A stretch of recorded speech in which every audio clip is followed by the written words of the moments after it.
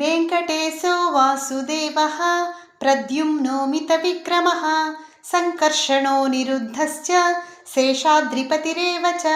जनार्दनः पद्मनाभो वेङ्कटाचलवासिनः सृष्टिकर्ता जगन्नाथो माधवो भक्तवत्सलः गोविन्दो गोपतिः कृष्णः केशवो गरुडध्वजः वराहो वामनश्चैव नारायण अधोक्षजः श्रीधरः पुण्डरीकाक्षः सर्वदेवस्तुतो हरिः श्रीनृसिंहो महासिंहः सूत्राकारः पुरातनः रमानाथो महीभर्ता भूधरः पुरुषोत्तमः चोळपुत्रप्रियः शान्तो ब्रह्मादीनां वरप्रदः श्रीनिधिः सर्वभूतानां भयकृद्भयनाशनः श्रीरामो रामभद्रश्च भवबन्धैकमोचकः भूतावासो गिरिवासः श्रीनिवासः श्रियः पतिः अच्युतानन्तगोविन्दो विष्णुर्वेङ्कटनायकः सर्वदेवैकशरणं सर्वदेवैकदैवतं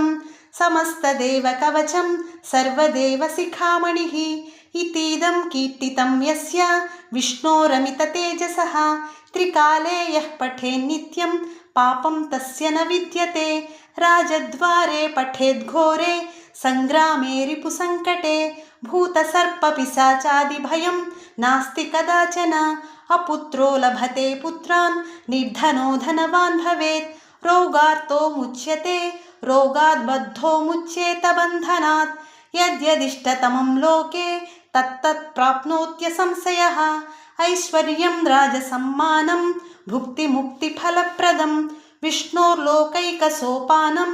सर्वदुःखैकनाशनं सर्वैश्वर्यप्रदं नॄणां